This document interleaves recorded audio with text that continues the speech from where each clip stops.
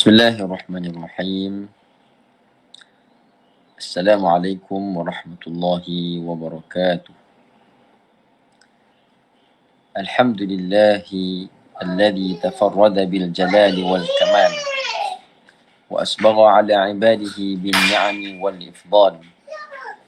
Asyhadu an la ilaha illallah wahdahu la syarika lah wa huwal kabirul muta'al wa asyhadu anna sayyidana Muhammadan abduhu wa rasuluh الموصوف بالجمال. اللهم صل وسلم وبارك على هذا النبي الكريم وعلى آله وأصحابه وأتباعه وأنصاره ومن اهتدى بهديه واستنى بسنته إلى يوم الدين. سبحانك لا علم لنا إلا ما علمتنا إنك أنت العليم الحكيم ولا حول ولا قوة إلا بالله العلي العظيم. رب اشرح لي صدري ويسر لي أمري واحلل عقدة من لساني يفقه قولي. اللهم يسر ولا تعسر ربي تمم بالخير. نوينا التعلم والتعليم والتذكر والتذكير والنفع والانتفاع والإفادة والاستفادة والحث على التمسك بكتاب الله وسنة رسوله والدعاء إلى الهدى والدلالة على الخير ابتغاء مرضات الله وقربه وثوابه آمين اللهم آمين. Alhamdulillah, segala puji dan syukur kita panjatkan ke hadrat Allah Subhanahu Wa Taala di atas limpah kurnia, taufik dan hidayah yang dikurniakan Allah Subhanahu Wa Taala kepada kita.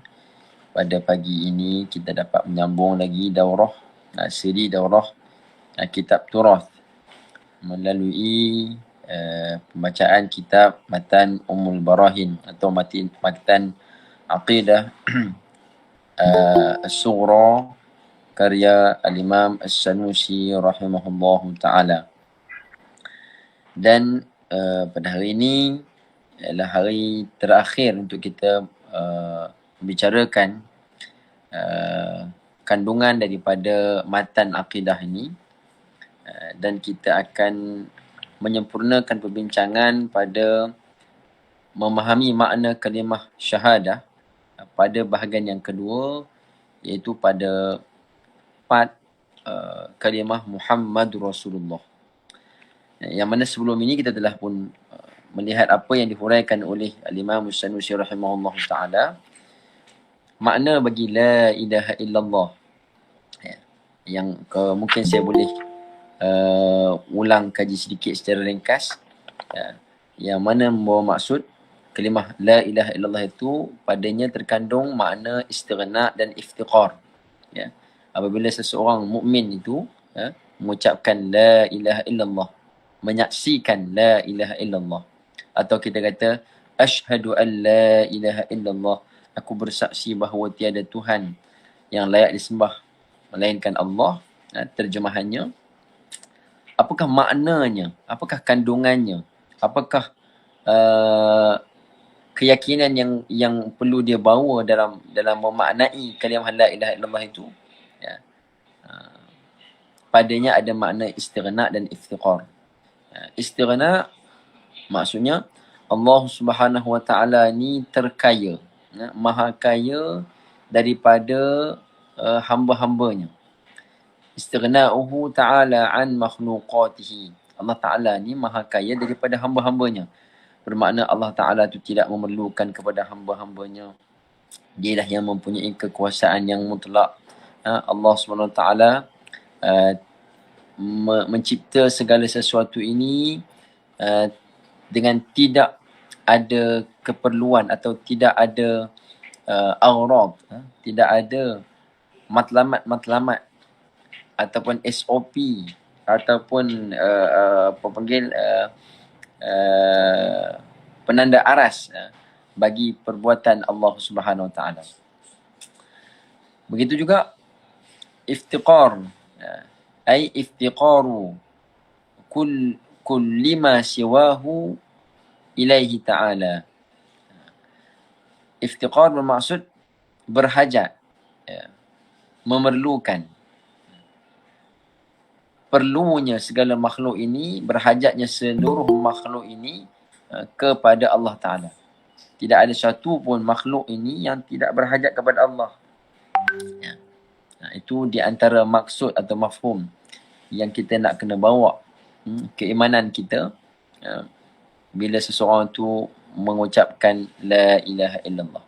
Dan dari segi huraian akidah, simpulan-simpulan akidahnya telah terkumpul di dalam la ilaha illallah itu segala sifat-sifat yang wajib kita i'tiqadkan, sama ada yang wajib pada Allah Subhanahu Wa Taala yang 20 sifat itu, dan begitulah juga sifat-sifat yang mustahil pada Allah Taala, lawan bagi 20 sifat yang wajib, dan juga satu sifat harus pada Allah Taala, iaitu ijadu kulli mumkinat, iaitu mengadakan atau meniadakan segala perkara yang mumkinat.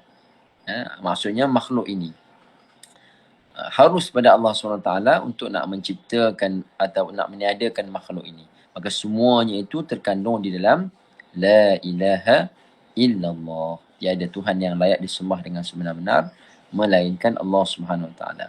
Maka bila kita faham akidah yang sebenar pada kalimah tauhid tersebut, maka dia akan menolak segala pemikiran-pemikiran dan akidah-akidah kepercayaan ataupun fahaman yang menyeleweng ataupun yang bercanggah dengan fahaman yang sebenar. Contoh macam setengah golongan yang digelar sebagai at-taba'iyun, kan? Golongan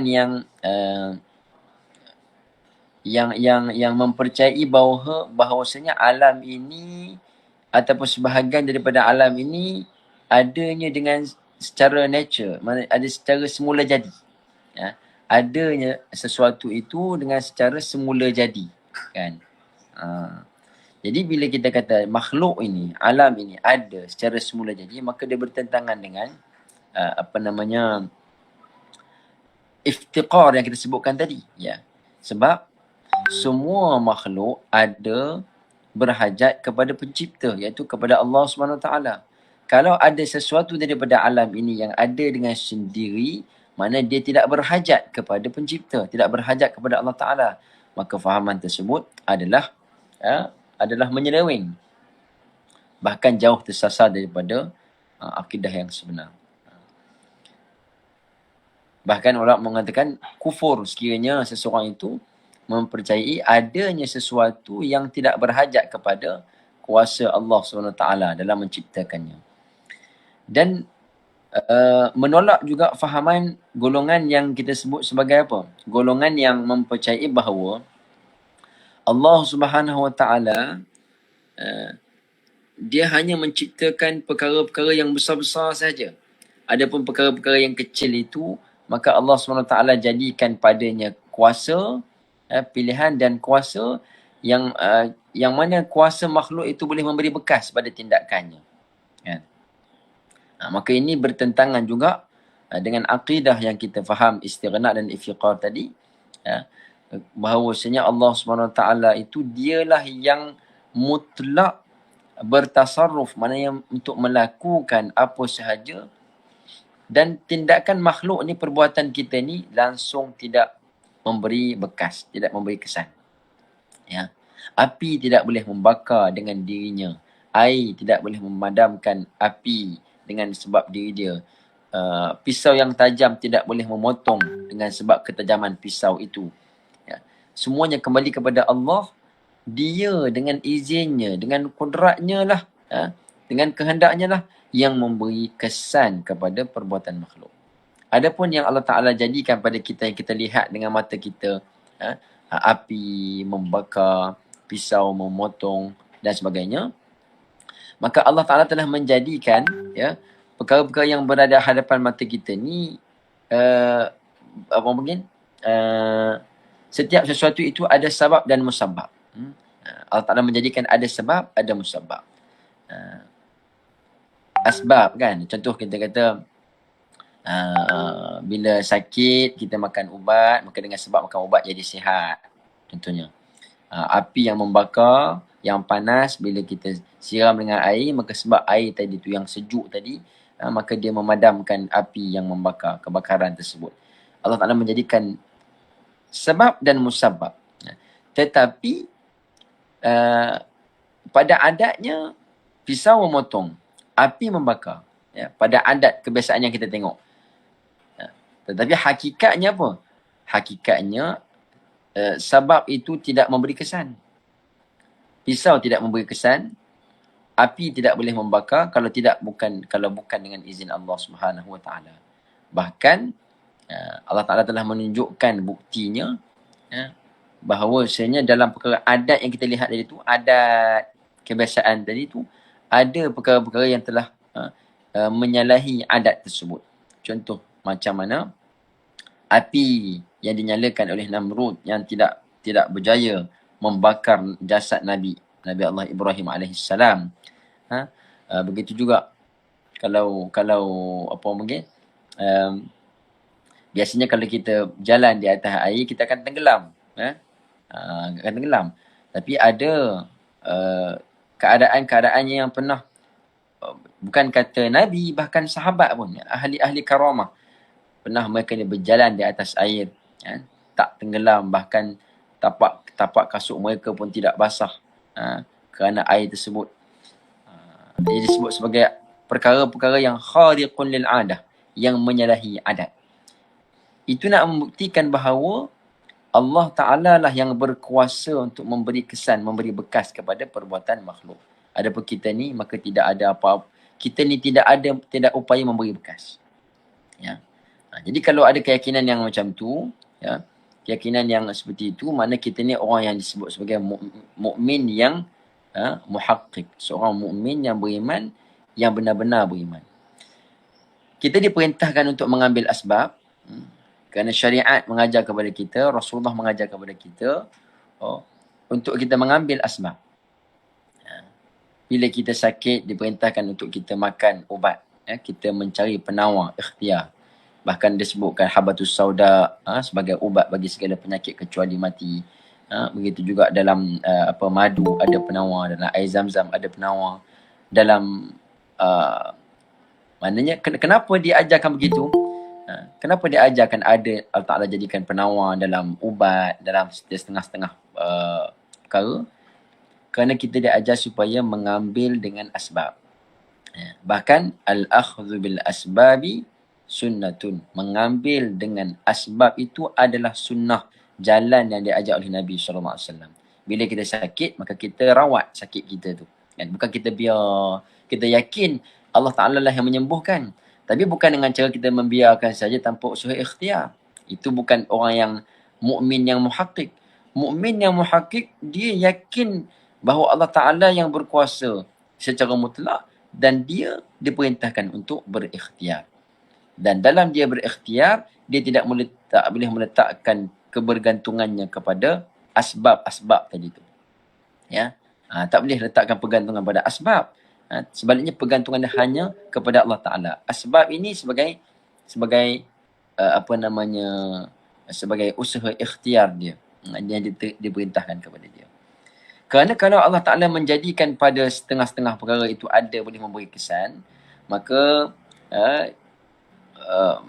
seolah-olah Allah Ta'ala tu dalam nak memberi bekas perlu kepada perantara. Mesti kena ada dengan perantara api yang panas tadi boleh membakar, barulah api itu boleh membakar dengan marak contohnya. Jadi seolah-olah Allah Ta'ala tu perlu kepada wasitah, kepada perantara. Yang demikian itu, maksudnya Allah Ta'ala memerlukan kepada sesuatu yang lain itu adalah mustahil pada Allah Subhanahu Wa Ta'ala. Itu secara ringkas ulang kaji kita sikit. Dan kita akan masuk kepada perbahasan bagi asyaqqus tsani, bahagian yang kedua daripada kalimah tauhid, iaitu Muhammadur Rasulullah. Qala al-muallif rahimahullahu ta'ala, berkata al-Imam As-Sanusi rahimahullahu ta'ala, menyambung perbahasan tentang makna kalimah syahadah. Qala al-Imam Abu Abdullah Muhammad bin Yusuf ibn Umar ibn Shu'aib As-Sanusi Al-Hasani rahimahullahu ta'ala, qala Wa amma qawluna Muhammadur Rasulullah sallallahu alaihi wasallam. فيدخل فيه الإيمان بسائر الأنبياء والملائكة والكتب السماوية واليوم الآخر لأنه عليه الصلاة والسلام جاء بتصديق جميع ذلك كله. Baik. Kita terjemahkan dahulu matan Ummul Barahin ini yang kita bacakan tadi. Adapun kata-kata kami, maknanya daripada kalimah tauhid tadi tu, Muhammadur Rasulullah sallallahu alaihi wasallam. Muhammad itu utusan Allah Subhanahu wa taala sallallahu alaihi wasallam. Fayadkhulu fihi, maka yadkhulu fihi, mana termasuk di dalamnya itu, fihi kembali kepada mana? Kepada qaul kita tadi tu. Fihi dhamir tu kembali kepada qauluna. Fayadkhulu fihi, masuk kepada qaul kita tadi, Muhammad Rasulullah itu, bila seseorang tu mengucap Muhammad, asyhadu an la ilaha illallah Muhammad, contohnya la ilaha illallah Muhammadur Rasulullah. Apa yang nak dimaknai dengan Muhammad Rasulullah? Apa yang perlu dia fahami? Apakah akidah yang berkaitan dengan kalimah tersebut? Apa yang perlu dia imani? Fayadkhulu fihi, maka termasuk di dalamnya, dalam kalimah itu, dalam Muhammad Rasulullah itu, al-imanu bisairil anbiya'i wal malaikati, iaitulah beriman dengan sekalian para anbiya dan para malaikat. Wal kutubis samawiyyati, dan kitab-kitab yang diturunkan daripada langit, yang kita sebut sebagai kitab-kitab yang wajib kita beriman,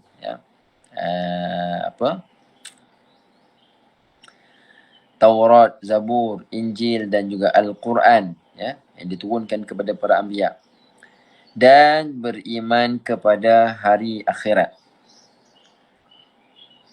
Li'annahu alaihi salatu wassalam, kerana baginda Nabi SAW ja'a bitasdiqi jami'i dhalika kullihi, baginda telah datang membenarkan semua yang demikian itu. Baik.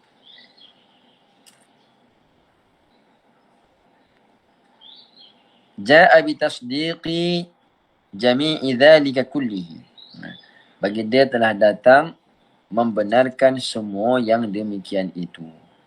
Jadi yang kita sebutkan tadi ni, itu beriman dengan sekalian para anbiya dan malaikat, kitab-kitab, beriman pada hari akhirat, ataupun yang disebut sebagai beriman kepada perkara-perkara yang ghaib, ataupun sam'iyat, perkara-perkara yang ghaib, sam'iyat, yang disebut di dalam sesetengah kitab akidah itu sebagai tajuk yang khusus, bab sam'iyat, bab perkara-perkara yang ghaib. Semuanya itu asasnya mana? Asasnya ialah dengan beriman kepada Muhammadur Rasulullah.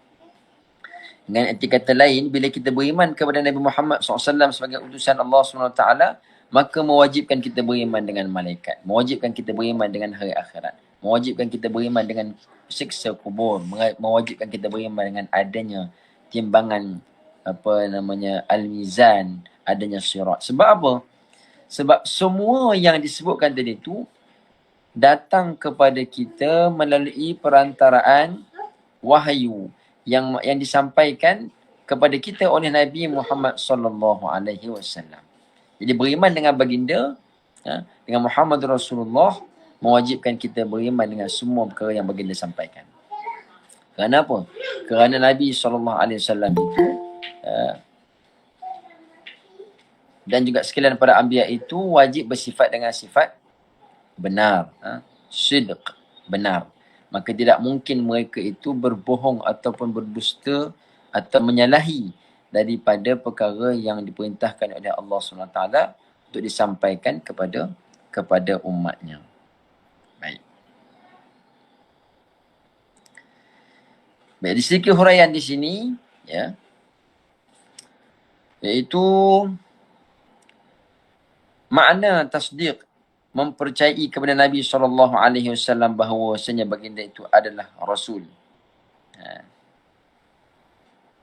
Kenapa kita kena percaya? Kerana ada bukti-bukti. Bukti-bukti yang nyata bahawasanya sememangnya Nabi Muhammad itu adalah Rasul. Okay, sebelum kita nak percaya kata-kata Nabi, sebelum kita nak percaya apa yang dibawa oleh Nabi SAW, syariatnya, wahyu yang disampaikan kepada kita, kita nak percaya bahawa diri Muhammad itu, dia tu adakah benar dia seorang Nabi? Kan? Dia nak mempercayai, nak mentasdikkan, nak membenarkan kenabian Nabi SAW tu, mesti kena ada bukti dulu. Kan? Baru kita boleh membenarkan segala apa yang dibawa oleh baginda SAW. Kalau kita berjaya membuktikan kenabian baginda, mana segala apa yang Nabi kita cakap tu semua betul. Kan? Jadi bukti kenabian Nabi SAW itu telah jelas nyata dengan apa yang telah ditunjukkan oleh mukjizat yang tidak terbilang. Kan? Mukjizat yang sampai kepada kita melalui riwayat yang mutawatir, ya, yang tak mungkin berlaku pendustaan, telah menjadi bukti bahawa Muhammad SAW itu adalah benar seorang Nabi. Walaupun kita tak tengok dengan mata kepala kita, tapi riwayat yang sampai kepada kita secara mutawatir itu, ya, seolah menggantikan mata kita, menggantikan telinga kita, yang kita tidak hadir pada zaman tersebut. Tapi riwayat yang sampai kepada kita tu begitu kuat, seolah-olah kita macam hadir pada zaman tu, melihat sendiri bukti kenabian Nabi Muhammad SAW. Ya. Nabi kita membelah bulan, Nabi kita Isra' Mi'raj, Nabi kita batu bercakap dengan Nabi, bertasbih, binatang kancil bercakap dengan Nabi SAW, pokok berjalan bergerak menuju kepada Nabi SAW, batang tamar menangis, berdialog, bercakap dengan Nabi SAW. Banyak lagi mukjizat yang Allah kurniakan kepada Nabi kita khususnya, ya, melebihi daripada mukjizat yang Allah kurniakan kepada anbiya yang sebelumnya. Kenapa? Kerana nak memuliakan Nabi SAW dan bukti bahawa baginda adalah semulia-mulia makhluk Allah SWT, semulia-mulia daripada kalangan para anbiya dan rasul. Jadi membenarkan kenabian Nabi SAW itu melazimkan kita membenarkan setiap apa yang dibawa oleh baginda SAW. Maka kita beriman dengan malaikat, hari kiamat dan sebagainya itu sebagai apa? Dia panggil mulazamah ataupun istilzam. Lazim kepada kita beriman kepada Nabi SAW. Tak mungkin kalau orang tu beriman, mengaku Nabi Muhammad itu adalah Rasul, tiba-tiba apa yang Nabi kita sampaikan, dia lawan pula. Dia tak percaya pula. Tak mungkin lah. Saya percaya Nabi Muhammad itu adalah Rasul. Ya, ada bukti-buktinya, mukjizat dan sebagainya. Tapi apa yang dia cakap, apa yang dia ajar ni, saya kurang yakin. Saya kurang percaya. Maka dia dia tidak beriman dengan Nabi SAW. Kerana bila kamu beriman dengan Nabi Muhammad SAW, maka mewajibkan kamu beriman dengan setiap apa yang baginda sampaikan. Ya. Dan termasuk di dalam beriman dengan Nabi Muhammad SAW atau beriman dengan kenabian baginda SAW itu ialah apa? Beriman juga dengan sekalian para anbiya alaihimussalatu wassalam. Kenapa? Kerana Nabi kita telah menyampaikan khabar, berita nabi-nabi dan umat dan kaum mereka daripada kalangan umat-umat terdahulu. Maka melazimkan juga kita beriman dan mempercayai adanya sekalian para anbiya dan bahawasanya para anbiya itu adalah maksum, ya. Dan Allah SWT telah memberikan kepada mereka itu, setiap Nabi dan Rasul itu, syariat, dan Allah Ta'ala telah membantu mereka dengan mukjizat-mukjizat yang menjadi petunjuk ke atas kebenaran risalah yang mereka sampaikan. Dan melazimkan kita beriman dengan adanya para malaikat, iaitu siapakah mereka malaikat ini? Mereka adalah hamba-hamba Allah Subhanahu Wa Taala yang Allah Taala ciptakan mereka itu atas ketaatan, mereka tidak memaksiati Allah Subhanahu Wa Taala, ya. La ya'sunallaha ma amarahum wa yaf'aluna ma yu'marun. Mereka ni diciptakan dalam keadaan apa? Hanya melakukan ketaatan kepada Allah, tidak memaksiati Allah. Mereka adalah makhluk yang mana jisim mereka itu dicipta daripada cahaya. Tidak makan dan tidak minum, tidak berkahwin, tidak tidur, dan tidak tidur dan tidak melakukan perkara-perkara yang merupakan sifat bagi manusia.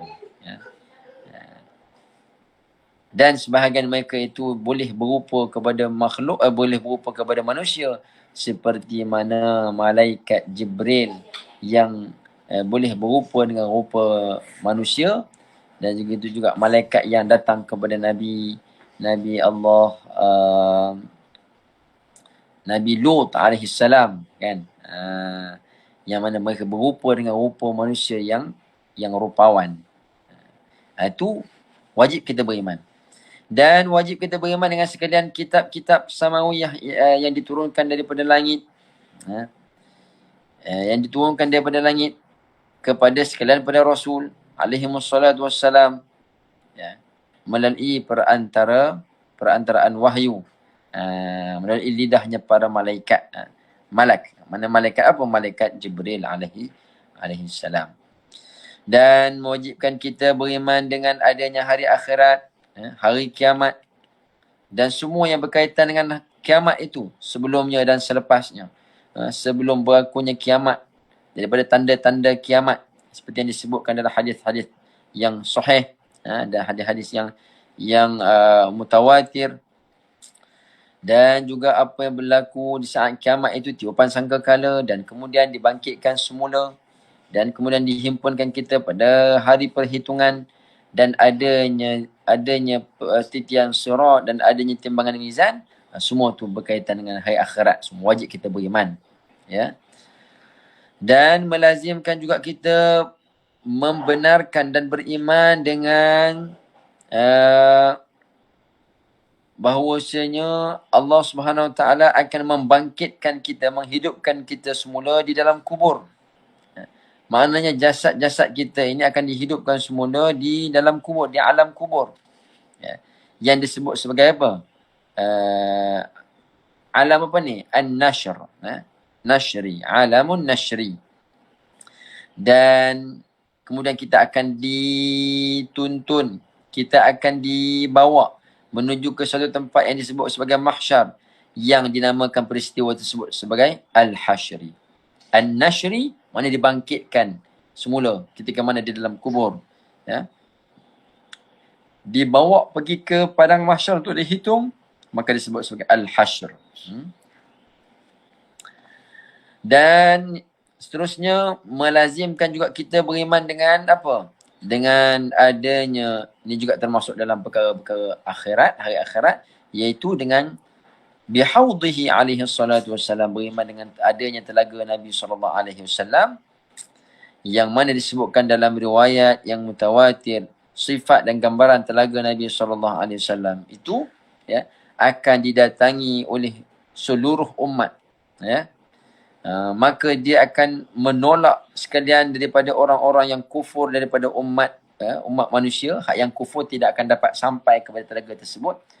Orang yang beriman akan dapat sampai, dan mereka akan minum daripadanya.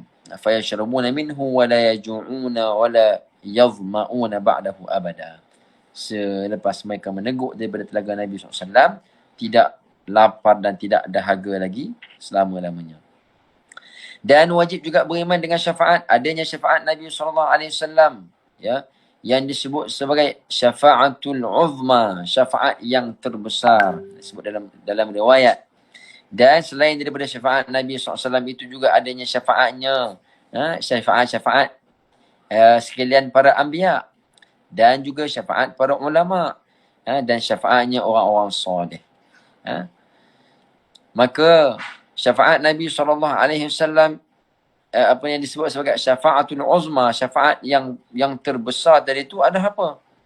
Di antaranya li'irahatil khalqi walau kuffara min tulil mawqifi liya'ajjilallahu hisabahum. Apa dia? Syafa'atul uzma, syafaat Nabi yang terbesar sehingga orang-orang kafir musyrik pun mendapat bahagian daripada syafaat Nabi sallallahu alaihi wasallam. Apa dia? Iaitulah ketika mana manusia semua sedang menunggu, menanti-nanti untuk dihisab. Allah Ta'ala tidak mulakan hisab dan perhitungan sehingga semuanya jadi gelisah. Ya, semua jadi gelisah. Ada yang sehingga berfikiran lebih baik kita dimasukkan saja dalam neraka kerana lama seksanya menanti saat dihisab dari itu. Maka mereka bertemu dengan sekalian para anbiya, bermula dengan Abul Bashar, jumpa dengan Nabi Adam AS, minta tolonglah, minta Allah Ta'ala percepatkan, mulakan hisab perhitungan.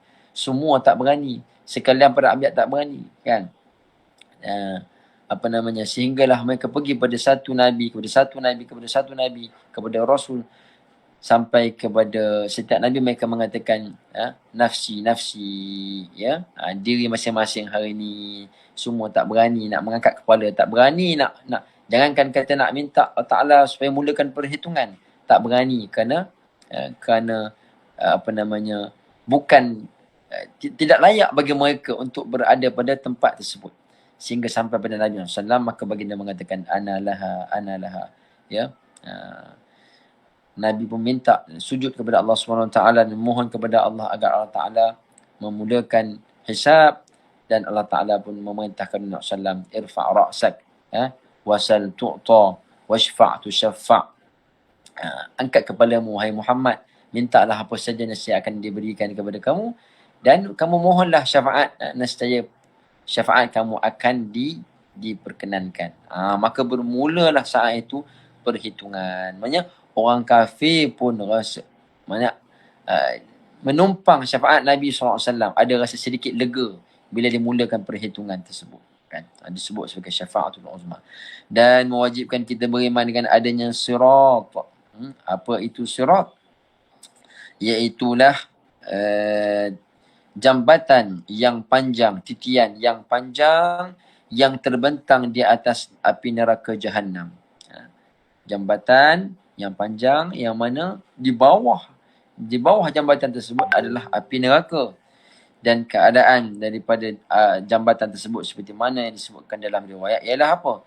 Araqqu minasy'arati, yang lebih halus ia daripada sehelai rambut, wa ahaddu minas sayfi, dan lebih tajam lagi daripada mata pedang, yamurru alaihi al-anbiya wal malaikatu, yang akan lalu di atas titian sirat tersebut seluruh umat manusia, termasuklah sekalian para anbiya dan malaikat. Untuk apa? Untuk menuju ke syurga. Jadi hujung titian sirat itu adalah syurga, merupakan destinasi terakhir. Semua akan lalu di atasnya itu, ya. Lalu bagaimana?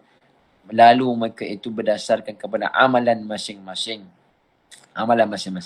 Ada orang yang sepantas kilat, ada orang yang sekali mata memandang boleh sampai, ada orang yang berpuluh-puluh tahun berjalan, ada orang yang berjalan bersama-sama dengan pembantunya.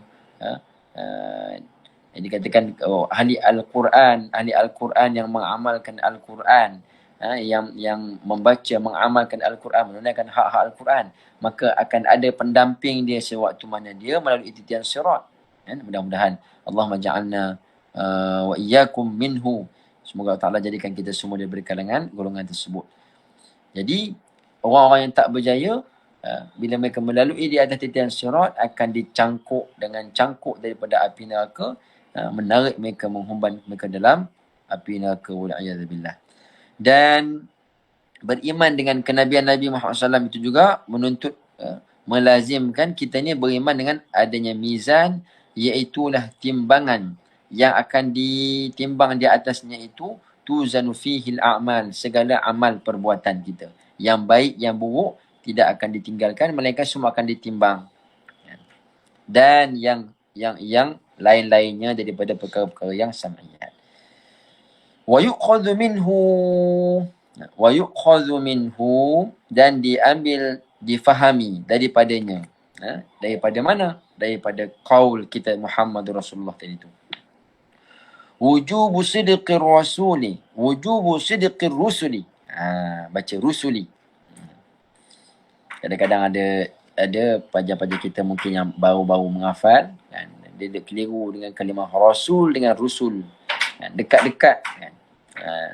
Rasul ialah lafaz mufrad, rusul lafaz jamak. Rasul. Wujubu sidqir rusuli alaihimus salatu wassalam. Wajibnya apa? Benarnya sekalian rasul-rasul alaihimus salatu wassalam. Wastihalatul kadhibi alaihim, dan mustahilnya dusta ke atas mereka itu. Wa illa lam yakunu rusulan umana'a li maulana al-alimi bil khafiyati jalla wa azza. Seandainya wa illa, mana kalaulah mereka, yakni sekalian para anbiya itu tidak benar, lam yakun, nescaya mereka itu lam yakunu rusulan. Kalau mereka tidak benar, maka mereka tidaklah layak untuk menjadi rasul-rasul, utusan-utusan umana yang membawa amanah bagi pihak Maulana al-Alimi, ya, Allah Subhanahu wa taala. Ini disebut sebagai Maulana al-Alimi, yang maha alim bil khafiyat, dengan perkara-perkara yang tersembunyi, ya, Jalla wa Azza. Jadi wajiblah sekalian anbiya itu bersifat dengan sifat as-sidq, benar. Wastihalatu fi'lil manhiyati kulliha li'annahum ursilu liyu'allimu an-nasa biaqwalihim wa af'alihim wa sukutihim fayalzamu an la yakuna fi jami'iha mukhalafatun li amri maulana jalla wa azza alladhi ikhtarahum ala jami'i khalqihi wa aminahum ala sirri wahyihi. Dan mustahil juga ke atas kalian para rasul itu fi'lil manhiyat, melakukan perkara-perkara yang manhiyat, yang ditegah. Sama ada tegahan tersebut tegahan yang haram ataupun yang makruh, ya, ataupun perkara-perkara yang khilaful aula, seperti mana yang telah kita huraikan sebelum ini, ya, pada menyatakan sifat-sifat para anbiya dan rasul. Mustahil ke atas mereka itu melakukan perkara-perkara yang ditegah, kulliha tadi disebut tadi tu, yang haram, yang makruh dan khilaful aula, li'annahum, kerana mereka, yakni sekalian para anbiya itu, ursilu, diutuskan mereka untuk mengajar umat manusia. Mengajar apa tu? Berpandukan kepada kata-kata mereka dan perbuatan mereka dan diam mereka. Mana semua yang lahir daripada rasul itu, sama ada kata-katanya, perbuatannya, hatta diamnya, takrirnya, diamnya itu ataupun pengakuannya itu, semua adalah menjadi apa panggil, syariat, pengajaran kepada kita. Seandainya mereka melakukan perkara-perkara yang ditegah, sama ada pada perkataan ke ataupun pada perbuatan ke, nescaya akan jadi pengajaran kepada umatnya akan melakukan perkara tersebut. Maka dia bertentangan dengan apa yang wajib kita imani tadi, ya, iaitu para anbiya wajib mereka itu sidq, benar. Maksudnya menyampaikan setiap yang diperintah oleh Allah Subhanahu wa taala untuk disampaikan tanpa mereka menyeleweng. Fayalzamu an la yakuna fi jami'iha mukhalafatun li amri maulana jalla wa azza. Maka melazimkan bahawa tidak berlaku pada yang keseluruhan yang disebutkan tadi tu, ya, pelanggaran bagi perintah Allah Subhanahu wa taala yang telah memilih mereka daripada sekalian makhluknya dan telah memberi amanah kepada mereka ala sirri wahyihi, ya, memberi wahyu kepada mereka secara rahsia, akan rahsia wahyunya. Kita terjemah begitulah, baca terjemah laju-laju je, kan. Okey.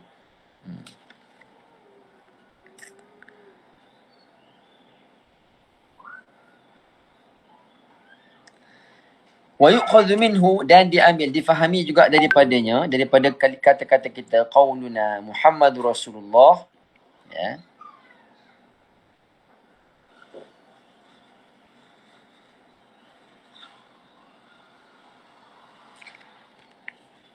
Jawazul a'radil bashariyati alaihim idzaka la yaqdahu fi risalatihim wa 'uluwi manzilatihim 'inda Allah Ta'ala bal dzaka mimma yazidu fiha faqad bana laka tadammunu. Dan difahami juga daripada Muhammad Rasulullah itu jawazul a'radil bashariyah, harusnya ada sifat-sifat manusiawi ke atas mereka. Ini kita dah hurai dah sebelum ini, dah huraikan sebelum ini. Ini sebagai orang kata apa, kesimpulan yang dibawakan oleh Imam Sanusi rahimahullah taala. Harusnya mereka itu bersifat dengan sifat-sifat manusiawi. Kenapa? Kerana bila kita mengatakan Muhammadur Rasulullah, kalimah Muhammadun Rasulullah, utusan Allah. Sesungguhnya kalimah tersebut mengisbatkan, menetapkan lagi padanya kepada siapa? Kepada Nabi Muhammad SAW itu ar-risalah. Ar-risalah, Rasul. Cuba kita batah balik kepada ta'rifan Rasul. Apa dia ta'rif Rasul? Ar-Rasulu. Cuba kita siapa ingat ta'rif Rasul? Ar-Rasul apa dia? Insanun ataupun rajulun awhallahu ilaihi, yang Allah Ta'ala mewahyukan kepadanya, kan? Sampai akhirlah. Tapi awal-awal ta'rifan Rasul itu, Rasul daripada risalah. Rasul, kata ganti nama bagi seorang yang membawa risalah, utusan Allah Ta'ala. Rasul adalah insan. Awal-awal kita telah menyebutkan ta'rifan Rasul itu sebagai insan, manusia. Maka sudah tentulah mereka itu makhluk-makhluk Allah yang mempunyai ciri-ciri dan sifat-sifat insan. Sifat-sifat manusiawi. Bukan sifat-sifat ketuhanan. Bukan sifat-sifat ketuhanan. Tengok. Kenapa? Kerana setengah-setengah manusia yang terlalu mengagungkan, mendewakan Rasul-Rasul mereka, sehingga mengisbatkan sifat-sifat ketuhanan pada diri Rasul-Rasul mereka. Adapun orang beriman, maka dia beriman dengan sekalian Rasul, insan pilihan Allah Ta'ala, tetapi tidak lebih daripada mereka ni mempunyai ciri-ciri sifat-sifat manusiawi. Tidak sampai menganggap adanya kuasa khusus pada diri Nabi itu sehingga mereka boleh memberi bekas. Seperti mana kuasanya Allah Ta'ala, seperti mana kuasa Tuhan. Dan bahawasanya para Nabi itu manusia dan bukannya malaikat. Kan? Seperti mana golongan-golongan yang golongan musyrikin yang datang kepada yang melihat kepada Nabi SAW, mereka tak percaya bahawa Nabi Muhammad tu adalah utusan Allah. Kerana alasan mereka, takkanlah Muhammad tu Nabi. Dia tu makan macam kita juga. Dia pun minum macam kita. Dia tidur. Dia pun pergi pasar macam kita. Tengok. Pada anggapan mereka, Nabi tu mesti kena ada sifat-sifat yang sama seperti malaikat. Tidak. Allah Ta'ala nak mensabitkan bahawa Muhammadun Rasulullah. Muhammad itu Rasul. Bahkan dia manusia. Manusia dalam arti kata, tubuh badannya, sifatnya seperti kamu. Seperti kamu. Tapi bukanlah masuk sama level dengan kamu. Bukan. Asas penciptaannya itu sama seperti kamu juga. Dicipta daripada tanah. Dicipta daripada keturunan Nabi Adam AS. Dan apabila kita memahami bahawasanya harus bagi sekalian Nabi itu bersifat dengan sifat manusiawi,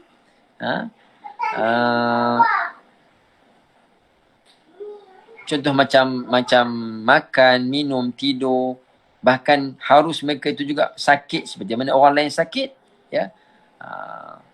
melainkan pada perkara-perkara yang merendahkan martabat mereka itu, ataupun perkara-perkara yang mengurangkan darjat mereka, maka perkara tersebut adalah mustahil.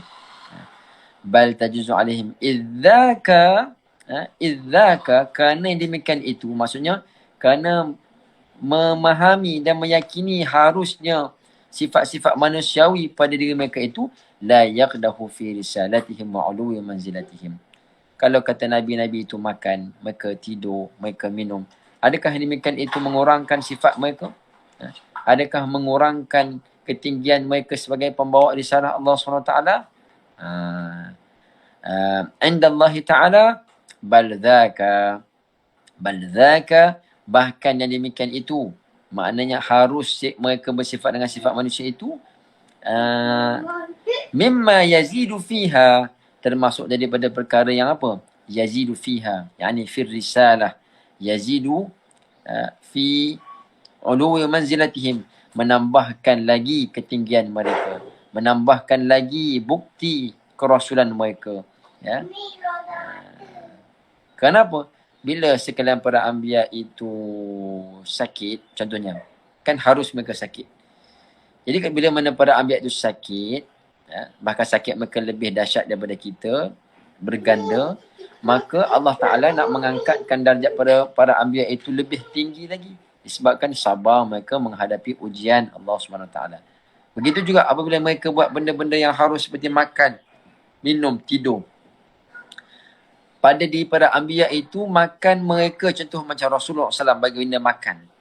Ya, makan macam kita makan. Tapi makan Nabi itu sebagai melakukan ketaatan kepada Allah. Bahkan menunjukkan kepada kita syariat.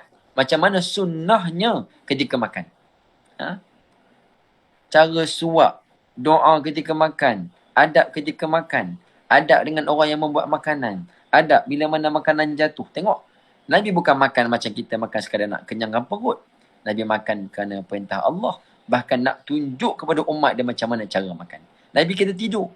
Ya, para anbiya tidur. Mata mereka tapi tidak dengan hati mereka.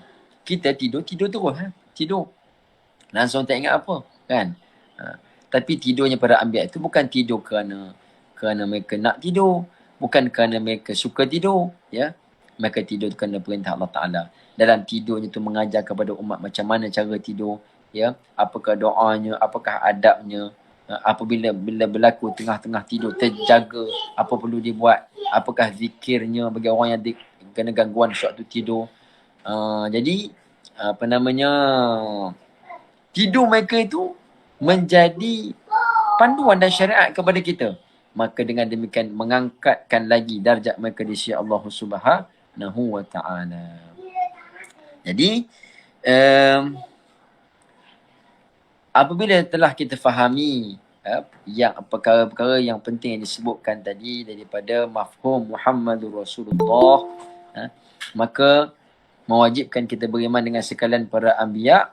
Di sini ada berapa? Ada 16 simpulan akidah. Ya. 16 simpulan akidah yang berkaitan dengan hak sekalian Rasul. Ya. Apa dia? Iaitu 8 simpulan akidah, 8 kepercayaan yang berkaitan dengan Rasul alaihimussalatu wassalam. Apa dia? Iaitu 4 sifat yang wajib. Sidq, amanah, tabligh,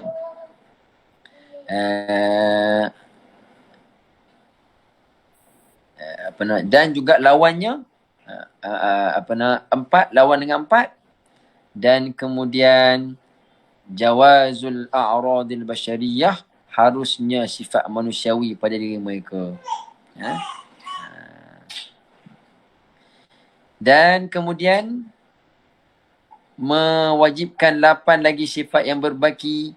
8 lagi, apa dia? Iaitu wajib beriman dengan sekalian para anbiya, beriman dengan para malaikat, beriman dengan kitab-kitab, beriman dengan hari akhirat. Dan lawan bagi keempat perkara tersebut, lawan yang maksudnya kufur dengan 4 perkara tersebut, seperti mana disebutkan oleh sebahagian ulama, maka menyempurnakan 14 simpulan akidah yang wajib kita, 18 simpulan akidah yang wajib kita beriman dengan hak sekalian para Rasul alaihimussalatu wassalam. Maka dihimpunkan daripada la ilaha illallah Muhammadur Rasulullah, ya. La ilaha illallah Muhammadur Rasulullah. Kalau siapa masih ingat lagi, la ilaha illallah, padanya ada berapa simpulan akidah? Ya. Pada la ilaha illallah tu ada 41 simpulan akidah. Mana pegangan kita. 20 sifat yang wajib, lawannya 20 sifat mustahil dan satu sifat harus. Satu sifat yang harus, maka berapa? 41. Dan kemudian Muhammadur Rasulullah, ya, 4 sifat yang wajib dan 4 sifat yang mustahil dan satu sifat yang harus. 41 tambah dengan 9, maka melengkapkan 50 simpulan akidah. 50 simpulan akidah. Ataupun yang disebut sebagai ulama oleh para ulama kita aqaid khamsin, simpulan akidah yang 50, ya. Cuma kadang-kadang kalau kita baca kitab-kitab lain, kalau ada dia menghuraikan lebih daripada 50, bukan bermaksud yang 50 percanggahan dari si bilangan tu tidak memberi apa-apa, maksudnya khilaf pada bilangan tu tidak menjadi masalah. Contoh macam kita sebut sebelum ni, ya, dalam matan Ummul Barahin dia tidak membilangkan sifat fatanah termasuk dalam 4 sifat yang kita beriman pada para anbiya. Dia tidak menghitung, bukan maksud dia tidak mengatakan Nabi itu wajib bersifat dengan fatanah, tapi kerana fatanah itu merupakan syarat bagi sifat-sifat yang lain, hanya tak dibilang sahaja, bukan bermaksud dia tak beriman, dia beriman, ya. Jadi 50 simpulan akidah, dan setengah kitab yang lain disebut sebagai 66 simpulan akidah, ya. Pada bilangan tu ada khilaf, tapi secara asasnya semuanya itu adalah diambil daripada mafhum la ilaha illallah Muhammadur Rasulullah SAW. Maka faqad bana laka tadammunu kalimatai syahadah, maka telah jelaslah kepada kamu kandungan daripada 2 kalimah syahadah. Kandungan sini maksudnya apa? Kandungan mafhum. Lagi apa maksudnya lagi? Tuntutan.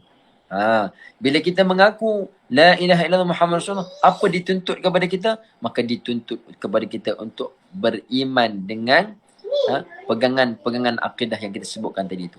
Bukan sekadar kita mengucap saja, ya. Orang yang nak selamat di api neraka ni, bukan sekadar dia kata la ilaha illallah Muhammadur Rasulullah, pak selamat tu boleh masuk syurga, bukan. Maksudnya orang yang mengucapkan kalimah syahadah dengan dia memaknai kalimah tersebut dan dia menunaikan hak bagi kalimah tersebut. Kalau contoh dia mengucap kalimah syahadah sahaja semata-mata, tetapi di dalam akidahnya itu ada percanggahan dengan apa yang kita sebutkan, apa yang ulama-ulama terangkan. Contoh pada sifat-sifat Tuhan, dia mengisbatkan pada Allah Ta'ala tu sifat-sifat makhluk, menyalahi bagi sifat apa? Mukhalafatuhu lil hawadith. Contoh macam dia mengatakan Tuhan itu ada jisim, Tuhan itu ada bertempat, maka akidahnya itu menyalahi mafhum pegangan dia tu menyalahi pada mafhum la ilaha illallah yang dia ucapkan. Maka dia tidak selamat pada hari akhirat juga. Ya, jadi bukan semata-mata dengan ucapan la ilaha illallah, tapi mesti dengan memahami dan dia menunaikan hak kalimah tersebut. Maka telah jelas kepada kamu kandungan daripada 2 kalimah tersebut, kalimah syahadah itu, iaitu la ilaha illallah dan Muhammadur Rasulullah ma'aqillati hurufiha, dengan sedikitnya bilangan hurufnya, li jami'i ma yajibu 'alal mukallafi ma'rifatuhu min aqaidil iman fi haqqihi ta'ala wa fi haqqi rusulihi alaihi wassalatu wassalam. Walaupun bilangan hurufnya sedikit, tapi di dalam itu terkandung segala akidah yang wajib kita imani berkaitan dengan hak bagi Allah Subhanahu wa taala yang wajib kita imani, dan juga hak wajib bagi sekalian Rasul alaihi wassalatu wassalam. Jadi nak bagi syarat kepada kita bahawasanya kalimah syahadah ini betapa ringkasnya kalimah syahadah tersebut. Betapa ringkasnya, ringannya, kan. Tetapi dari segi kandungan makna kalimah la ilaha illallah Muhammadur Rasulullah, ia membawa erti seluruh makna iman, seluruh makna akidah. Yang mana tidak boleh seseorang yang dikira beriman itu mengambil sebahagian-sebahagian daripada kedua kandungan kalimah tersebut. Dia kena ambil secara keseluruhan. Kalau ambil part hak la ilaha illallah saja, beriman. Tapi tak ambil part Muhammad Rasulullah, dikira dia tidak beriman. Begitu juga orang yang mengambil sebahagian Muhammad Rasulullah, bab keyakinan kepada Tuhan dia tak ambil, maka tidak dikira beriman dia.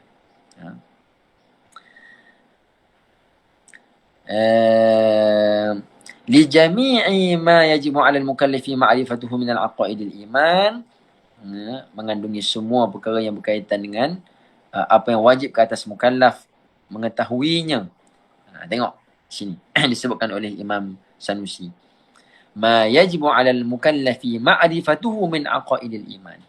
Wajib ke atas setiap mukallaf mengetahuinya daripada aqaid iman, daripada simpulan-simpulan iman. Mengetahui makna la ilaha illallah tadi, ya, adalah merupakan kewajipan atas setiap mukallaf. Kewajipan. Ya. Bila kita mengaji ilmu akidah dengan jalan yang betul, dengan cara yang huraian, disiplin ilmu yang betul, baru kita nampak, kita faham makna la ilaha illallah Muhammadur Rasulullah. Bagi orang yang tak mengaji, maka dia hanya sekadar mengucap sahaja tapi makna dia tak faham. Ya. Adakah dia dikira memadai pada dirinya dengan ucapan tersebut padahal dia tak faham? Ya, tengok. Wajib dia mengetahui, ya, aqaid iman, wajib. Mana kalau kita tak buat, jadi meninggalkan satu perkara yang wajib dikira apa? Dikira berdosa. Awal wajibin 'ala al-mukallafi ma'rifatullahi yaqina fa'rifi. Awal wajibin, perkara pertama yang diwajibkan atas mukallaf apa? Ma'rifatullahi, mengenal kepada Allah Ta'ala secara yakin, fa'rifi, maka hendaklah kamu kenal kepada Allah Subhanahu Wa Ta'ala. Nak kenal tu macam mana? Dengan jalan kita mengaji ilmu akidah, mengenal kita pada Allah Subhanahu Wa Ta'ala. Wala'allaha biikhtisariha, dan mudah-mudahan dengan ringkasnya itu. Ringkas apa tadi? Ringkas kalimah la ilaha illallah Muhammadur Rasulullah. Ringkas maksudnya bilangan hurufnya tadi tu sedikit, ya. Ma'ashtimaliha, bersama dengan maknanya yang menyeluruh, ya. Maknanya yang menyeluruh, ala ma dzakarnahu, daripada apa yang telah kami sebutkan. Apa dia? Daripada apa kami sebutkan, daripada akidah-akidah, huraian-huraian semua tu, ja'alaha syar'u, ya. Mudah-mudahan syara' ini, asy-syar'u disebut sebagai asy-syar'u, ya, yang dikehendaki ialah asy-syari'. Kerana syara' ni, agama ni, dia adalah makhluk, kan. Adapun syari' maknanya Allah SWT yang menciptakan syariat ini, ya. Ja'alaha asy-syar'u maksudnya asy-syari', yang dikehendaki ialah asy-syari' al-hakim. Allah SWT yang maha bijaksana, yang menciptakan syariat ini. Ja'alaha asy-syar'u disebut di sini ni sebagai jumlah du'aiyah. Ja'alaha asy-syar'u maksudnya apa? Mudah-mudahan Allah Ta'ala menjadikan. Macam jumlah du'aiyahnya macam kita sebut selawat pada Nabi SAW, kita kata apa? Sallallahu alaihi wasallam. Kalau dari segi maknanya, Allah telah berselawat ke atas Nabi, ya. Wasallam, dan Allah telah mengucapkan salam kepada Nabi SAW. Maka kalau kira dari segi makna tu tak jadi selawat, tak jadi doa. Doa dia mesti kena dengan Allahumma salli ala Sayyidina Muhammad. Ya Allah, selawatlah ke atas Nabi Muhammad SAW. Tapi kenapa kalau kita kata sallallahu alaihi wasallam juga dikira sebagai selawat? Disebut sebagai jumlah du'aiyah. Ya. Dia lafaznya fa'il madhi, tapi yang dikehendaki maknanya itu adalah doa, ya. Yang dikehendaki dengan doa. Ja'alaha syar'u, kalau terjemah, Allah telah menjadikan ianya. Bukan kita nak makna yang zahir, kita nak makna dia jumlah du'aiyah. Semoga Allah menjadikannya. Ij'alha. Soalnya kita mengatakan Allahumma ja'alha tarjamatan ma fi qalbi minal Islam, ya. Allah Ta'ala menjadikan ianya terjematan. Terjemah maksudnya apa? Dalil, bukti ala ma fi qalbi, atas apa yang berada di dalam hati kita, ya. apa-apa yang ada dalam ni keyakinan kita ni, ya, diterjemahkan dengan akidah simpulan tadi tu, minal islami daripada Islamnya kita ini. Walam yuqbal min ahadin al-imanu illa biha, dan tidak diterima keimanan seseorang itu melainkan dengannya, maknanya dengan memahami makna tersebut.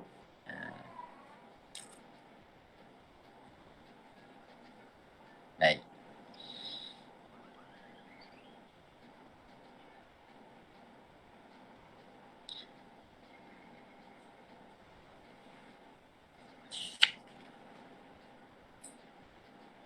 Walam yuqbal min ahadin al-imanu illa biha, dan tidak diterima bagi daripada seseorang itu keimanan melainkan dengannya.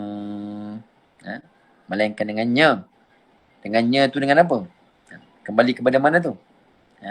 Illa biha.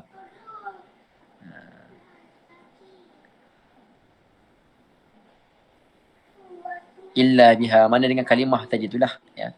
Keimanan seseorang itu tidak diterima melainkan dengan kalimah syahadah tersebut. Kan syarat bagi orang yang nak masuk Islam mesti dengan melafaz kalimah syahadah, maka tak diterima keimanan seseorang itu, ya, melainkan dengannya.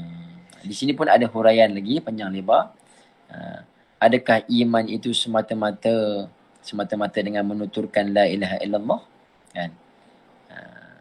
Adapun adakah iman itu semata-mata yang berada di dalam hati walaupun lidah tak menuturkan, maka itu huraiannya panjang lebar lagi.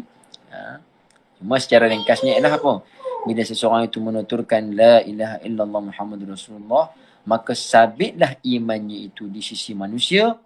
Orang yang melihatnya wajib menghukumkan dia dengan sebagai seorang yang mukmin, yang muslim, yang perlu diberi kepada dia hak-hak sebagai seorang muslim. Hak persaudaraan, hak apa daripada harta ghanimah ke apa sebagainya. Dan kalau dia meninggal dunia, maka wajib dia itu diuruskan dengan sebagai jenazah seorang muslim. Adapun yang di dalam hati dia, maka mengesahkan iman dia dengan Allah SWT. Itu antara dia dengan Allah Ta'ala. Bukan urusan kita lagi untuk nak tengok apa yang ada dalam hati dia. Ya. Sahnya iman dia itu bila mana mutabaqah, sepakat apa yang dia ucapkan dengan apa yang ada dalam hati dia daripada keyakinan dia pada Allah SWT. Kalau sepakat, maka iman dia sah di sisi Allah. Kalau tidak, maka dia dikira sebagai seorang yang munafik, yang mana hatinya tidak cocok, tidak sama dengan apa yang dituturkan oleh lidahnya. Baik. Dan seterusnya, tengok di kata sini lagi. Fa'ala al-aqili, ini khatimah sebagai penutup kepada bicara kita ni. Fa'ala al-aqili an yukthira min dhikriha mustahdiran limahtawat alaihi min aqaidil iman hatta tamtazija ma'a ma'naha bilahmihi wa damihi fa innahu yara laha min al-asrar wal ajaibi insyaallah ta'ala ma la yadkhulu tahta hasrin. Wabillahi taufiq, la rabba ghairuhu, la ma'bu wa la ma'buda siwahu.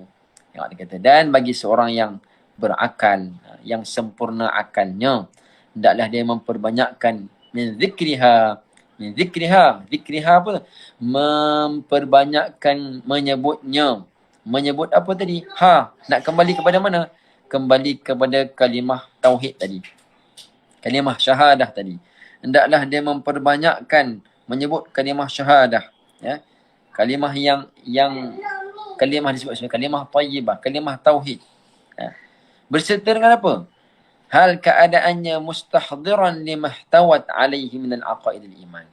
Dia dituntut untuk memperbanyakkan zikir la ilaha illallah Muhammadur Rasulullah, la ilaha illallah Muhammadur Rasulullah, diperbanyakkan. Bukan disuruh banyak zikir semata-mata, tapi dalam keadaan apa? Mustahdiran limahtawat alaihi min al-aqaidil iman. Dengan dia menghadirkan kandungan apa yang terkandung di atas kalimah tersebut daripada akidah-akidah keimanan. Maknanya mesti kita berzikir tu dengan faham. Berzikir dengan menunaikan hak bagi kalimah tauhid tersebut. Barulah zikir itu boleh memberi manfaat dan kesan yang baik pada diri seseorang itu. Sehingga apa? Ni kemuncak ni. Hatta nak menunjuk kepada ghayah, kemuncaknya.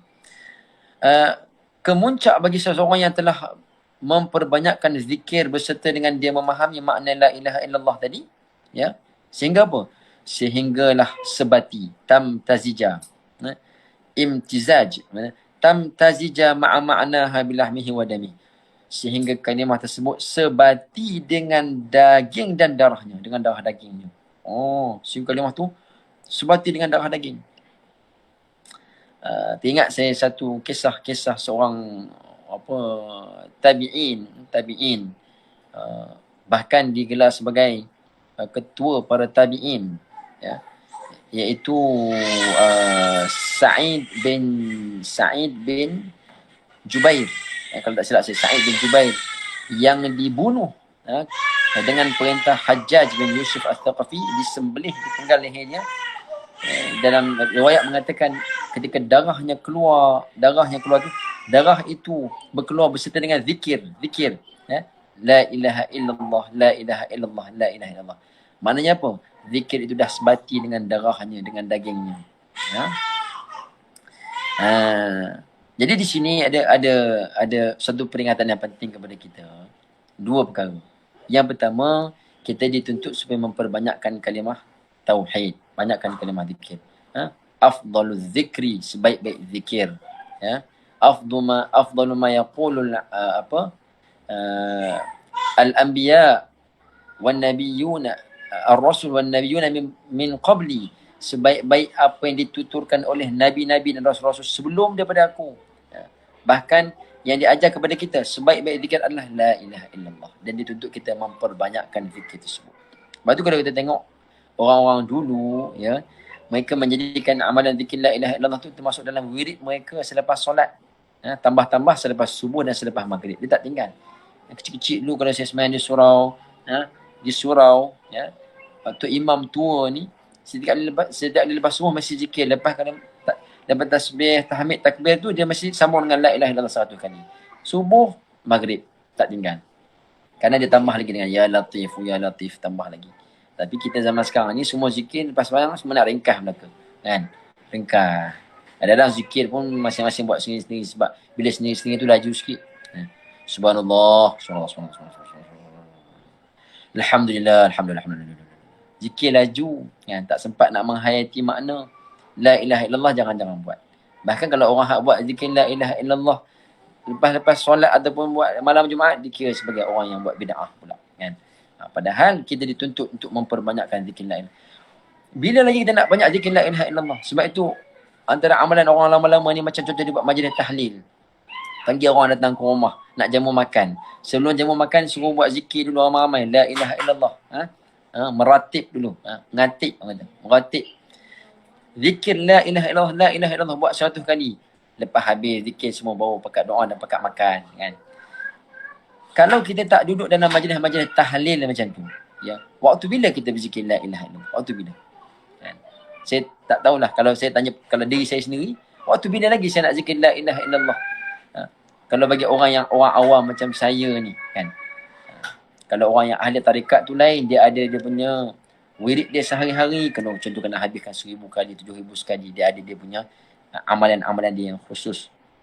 Tapi bagi orang awam macam kita ni, kalau tak duduk dalam majlis-majlis zikir, kalau tak pergi majlis tahlil, kalau kita tak zikir lepas solat, jadikan sebagai wirid la ilaha illallah, bila kita nak memperbanyakkan zikir la ilaha illallah? Entah-entah padan dengan hak yang la ilaha illallah, hak mengucap kalimah syahadah tu je, hak yang jadi bukti Islam kita tu. Yang memperbanyakkan tak ada. Maka kena diperbanyakkan, ya. Ada satu amalan yang diajar oleh guru kami. Ini di antara amalan yang diajar oleh al-muhaddith al-allamah al-muhaddith Imam At-Tijani, ya, rahimahullah taala, ialah membaca zikir la ilaha illallah pada selepas asar hari Jumaat. Selepas asar hari Jumaat, sebelum terbenam ke waktu mustajab doa tu, zikir la ilaha illallah 1000 kali, kan? 1000 kali dulu. La ilaha illallah, la ilaha illallah. Selagi tak habis 1000 tu, maka tak buat benda-benda lain. Lepas tu selawat pula, kan? Kalau tak boleh buat hari-hari pun, hari Jumaat petang tu 1000 kali selepas asar. Sepatutnya kena buat banyak tiap-tiap hari. Tapi kerana kita ni sibuk banyak urusan, maka kita terpaksa kena ambil masa-masa yang khusus secara disiplin kita buat. Tapi kalau nak dapat buat sehari 100 kali pagi, 1 kali malam pun, alhamdulillah, untuk orang macam kita ni pun dah okey dah. Dengan tak ada langsung zikir. Tapi kena ingat juga, banyak zikir semata-mata kalau tidak memahami makna, tak membawa keyakinan seperti mana disebutkan tadi tu, ya, akidah iman tu, maka zikir tu tidak memberi manfaat juga kepada kita. Bukan tak bagi manfaat, maksudnya dia tidak memberi kesan kepada kita. Untuk nak menjadikan hati lembut, untuk menambahkan keyakinan kepada Allah Ta'ala, untuk merasai kemanisan iman, mesti dibawa berserta dengan maknanya. Sebab itu, guru-guru tarekat, tarekat kesufian ni, dia bukan sekadar mengajar amalan kepada anak-anak murid mereka, bahkan dibimbing mereka tu, kan. Contoh dia ajar ilmu-ilmu akidah, hari ni belajar tajuk bab keyakinan kepada Allah, belajar tajuk benda-benda yang merosakkan iman, riya, ujub, sum'ah. Selain daripada dia membekalkan amalan, mengajarkan amalan, dia juga membimbing, mentarbiyah. Maka kenapa? Kerana kita dituntut untuk memperbanyakkan zikir dan untuk memahami makna kalimah tersebut. Nak dapat faham tu, tidak kena dengan huraian daripada orang yang telah merasai kemanisan iman, yang telah memahaminya, kan. Bukan sekadar kita baca saja, tak. Baca tu satu hal, kita baca ni, tapi tidak sampai lagi, melainkan kena dengan orang yang merasainya. Kena ada pembimbing, ada gurunya. Hatta tamsajija, ini kemuncaknya sehingga sebatilah daging dan darahnya dengan kalimah tersebut. Apabila telah sebati, apa dia dapat? Fa innahu yara laha minal asrari wal ajaibi, maka dia akan melihat daripada apa? Rahsia-rahsia dan keajaiban yang insya-Allah Taala tidak terhitung yang Allah Taala akan berikan kepadanya. Segala masalah akan jadi selesai, urusan jadi mudah, rezeki jadi berkat. Pemberian Allah yang tidak terhitung, yang tak terkira bagi orang yang memperbanyakkan zikir. Sebab apa? Sebab dia telah menjaga hubungan dia dengan Allah Subhanahu Wa Taala, jasadnya dan hatinya, ya, dia perbaiki, jaga hubungan dengan Allah. Orang yang baik hubungan dengan Allah, Allah Ta'ala akan mudahkan segala urusannya. Allah bagi pemberian, Allah bagi futuhat, ya, pembukaan dan sebagainya. Adapun orang yang kurang berzikir, maka hati kotor dengan maksiat, maka hubungan dia dengan Allah tu jadi tidak elok. Bila orang tak baik hubungan dengan Allah, maka masalah-masalah dia tidak diselesaikan. Allah tidak memberi perhatian kepada dia, kan. Allah Ta'ala tidak mendengar doa-doa dia. Kalau doa pun doa tidak sampai. Sebab apa? Sebab ada hijab di antara dia dengan Allah Subhanahu Wa Taala. Wabillahi taufiq, dan dengan Allah Ta'ala lah segala taufik. La rabba ghairuhu, tidak ada Tuhan selain daripada dia. La ma'buda siwahu, tiada yang disembah melainkannya. Nas'aluhu subhanahu wa ta'ala, ya, ni doa daripada Imam Sanusi di penghujung kitabnya ini. Nas'aluhu, kita memohon kepada Allah Subhanahu wa ta'ala, an yaj'alana wa ahibbatana, agar Allah Ta'ala menjadikan kita dan juga kekasih-kekasih kita, ibu, ayah kita, ahli keluarga kita, anak isteri, adik-beradik, semua sekali, ya, indal mauti, di saat akhir hayat kita, natiqina bi kalimati syahadati, dapat kita menuturkan kalimah syahadah, kita bakat-bakat amin belaka doa ni insya-Allah, supaya kita dapat menuturkan kalimah syahadah tatkala saat sakratul maut, alimina biha, bukan betul saja, alimina biha, dalam keadaan kita mengetahuinya, mengetahui, memaknai, memahaminya. Wa sallallahu alaihi wasallam Muhammadin kullama dzakarahu dzakirun wa ghafala an dzikrihi ghafilun wa radhiyallahu ta'ala an ashabi Rasulillah ajma'in. Allah Subhanahu wa ta'ala a'la wa alam.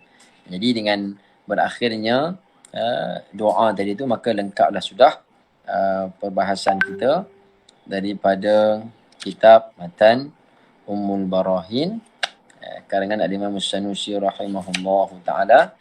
Secara ringkas yang dapat kita bincangkan melalui pengajian daurah ini. Jadi mudah-mudahan sedikit sebanyak dapat menambahkan kefahaman kita, ataupun kalau yang dah tambah untuk nak tarsyikh, untuk nak mengejapkan lagi, memantapkan lagi akidah kita insya-Allah. Kerana akidah, pengajian akidah ni kena diulang-ulang. Sebab tu untuk guru dulu, dia lepas khatam kitab, dia buka balik. Khatam kitab, dia buka balik. Supaya benda tu jadi sebati dengan darah daging dia. Bahkan seumpama matan Ummul Barahin ni, bagi ulama-ulama dan penuntut-penuntut ilmu dulu-dulu, mereka hafal. Bila dia ulang, idza takarrara taqarrara, banyak-banyak diulang, maka dia akan jadi sebati dengan seseorang tu. Jadi kita azam insya-Allah untuk kita baca lagi, ulang lagi. Kalau kitab lain pun tak ada masalah. Kitab-kitab berkaitan dengan akidah, khususnya golongan ahli Al-Quran ini, dia perlu untuk nak memantapkan iman dan keyakinan dia. Seperti mana sahabat mengatakan, kami dahulu belajar iman, dan kemudian kami mempelajari Al-Quran. Bila kita belajar iman kita mantap, iman kita teguh, keyakinan kita teguh, dan kita belajar Al-Quran, setiap kali kita membaca Al-Quran akan menambahkan keimanan kita. Tapi kalau asasnya iman yang tidak mantap, tidak kukuh, walaupun dia belajar Al-Quran, walaupun dia menghafal Al-Quran, maka bila asasnya tak kuat, maka apa yang dibina tu jadi tidak kukuh. Hafal Quran pun lepas habis hafal lupa. Untuk nak beramal jauh sekali. Yang dihafal pun tak dapat dijaga, yang dihafal pun tak dapat nak diulang. Kenapa? Tidak ada zauq, tidak ada rasa manis, tidak ada rasa nikmat, tanggungjawab dengan Al-Quran tersebut. Sebab asas keimanan tu longgar. Jadi kaedah para salaf dalam mereka ni mempelajari Al-Quran ialah dengan asas keimanan yang mantap, yang teguh. Dan saya percaya guru-guru kita di Darul Quran berusaha untuk nak menerapkan perkara ini dalam kelas-kelas pengajian dan bukan secara praktikal juga. Ya, mudah-mudahan kita semua termasuk dalam golongan jilul Quran seperti mana pada zaman para sahabat yang terdahulu. Allah Subhanahu Wa Taala alam, cukuplah sekadar itu dulu insya-Allah. Jadi sebelum kita tangguh, mungkin ada sekitar 10-15 minit untuk soalan. Jadi saya raikan sekiranya ada soalan-soalan yang mampu untuk kita jawab, kita jawab. Kalau yang tak mampu tu kita serah kepada ahlinya lah. Ustaz-ustaz asatizah ramai dalam ni insya-Allah. Jadi kita tengok pada soalan. Ustaz, kalau ada soalan di ruangan chat Ustaz. Di chat, okey. Baik. Ada satu soalan dari FB daripada Al-Fadhil Ustaz Razlan. Jadi soalan berbunyi, mohon Tuan Guru. Ni kena minta Tuan Guru ulas ni. Kita tidak Tuan Guru Ustaz. Kan? Mohon Tuan Guru ulas pandangan mengatakan kaedah pengajian Asy'ariyah dan Maturidiyah menggunakan ilmu kalam seperti ini menjadikan ilmu ini sukar difahami dan menjadi eksklusif kepada golongan tertentu sahaja. Terima kasih. Baik Ustaz, terima kasih banyak soalan yang sangat penting. Saya tak pasti yang mengatakan ilmu kalam ni susah ni siapa. Cuma kita nak kena faham bahawasanya sesuatu ilmu yang tinggi, sesuatu ilmu yang dikatakan ilmu yang paling utama, ilmu akidah lah yang saya masukkan, ilmu akidah, ilmu yang nak menjadi syarat untuk sahkan iman kita. Ini bukan ilmu kira-kira matematik kita nak beli dekat pasar supaya tak kena tipu dengan penjual. Ini bukan ilmu yang kita nak, contoh macam ilmu yang kita nak guna secara setahun sekali ataupun sebulan sekali, bukan. Ini ilmu yang kita nak pakai dia dalam seluruh kehidupan kita, dalam 24 jam. Ilmu yang nak menyelamatkan kita. Dengan menguasai ilmu ini, bukan sekadar kita selamat atas dunia, selamat kita di akhirat. Kan? Ilmu yang begitu tinggi nilainya, takkan nak dipelajari dengan mudah-mudah. Ya. Takkan nak dipelajari dengan semudah 1, 2, 3, A, B, C macam tu. Kan? Kalaulah Allah Subhanahu Wa Taala nak bagi kita ni beriman dengan cara yang mudah-mudah, maka tak perlu didatangkan para anbiya menghurai kepada kita, bahkan mereka tu dicabar oleh umat pada zaman dia. Ada orang yang tak percaya pula kalau benda iman tu perkara yang mudah. Iman ni perkara yang payah. Iman ni perkara yang payah, yang berat, yang nak sampai kepada dia tu perlu kepada kita ni berkorban. Kena ada tadhiyah, berkorban. Bahkan akal yang Allah Ta'ala kurnia kepada kita ni, akal fikiran ni bukan perkara yang murah. Dia benda yang mahal. Nilainya tinggi. Nilainya mahal. Tempat pun tinggi. Kan? Tempat pun letak di otak akal. Jadi bukan Allah Ta'ala bagi free-free. Allah Ta'ala bagi akal tu untuk kita berfikir. Kalau orang boleh pecah kepala otak dia demi untuk nak merungkaikan suatu rumus-rumus. Contoh macam orang belajar kimia ke, belajar fizik ke, belajar apa. Sehingga pecah kepala otak ni. Dia nak bongkarkan kajian dia. Itu perkara duniawi. Takkan kita tak boleh nak pecahkan, nak berfikir dengan susah sikit untuk nak mengenal kepada Allah Ta'ala. Jadi alasan setengah-setengah orang yang mengatakan ilmu kalam, cara tariqah Asy'ariyah Maturidiyah ni susah nak bagi orang faham. Sebenarnya susah tu bagi orang yang tak berkehendak. Ya. Kita mengaji ilmu nahu pun, matan ajrumiyah pun, mula-mula baca tak faham. Tak faham apa benda ni. Al-kalamu huwal lafzul murakkabul mufidu bil wad'i. Baca tak faham. Ya. Wallahi saya mula-mula mengaji tak faham langsung. Tapi belajar je lah. Tok Guru kata belajar sampai khatam. Habis esok, orang pun faham. Khatam kitab pun tak faham lagi. Mengaji kali kedua, baru nampak cerah sikit. Mengaji kali ketiga, baru nampak terang. Itu ilmu nahu, ilmu alat, ilmu kunci pembukaan. Ini kan pula ilmu akidah. Ya, dia bukan suatu perkara yang ditutup kepada kita untuk kita ni mengorbankan masa, mengorbankan pemikiran kita. Bukan susah pun, dia kena fikir sikit. Susah-susah tu bagi orang yang tak faham istilah-istilah kalam. Sebab itu, kaedah yang paling mantap, paling kemah untuk cara nak mengejakkan akidah kita, ulama telah sepakat dah. Jalan Imam Abul Hasan Al-Asy'ari, Imam Abu Mansur Maturidi. Jalan yang mereka buat, manhaj mereka ni manhaj yang paling selamat. Ya.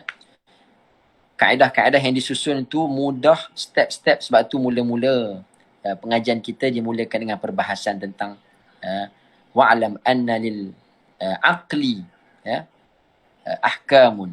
Dia bagi tahu dulu bahawa akal ini ada hukum-hukumnya.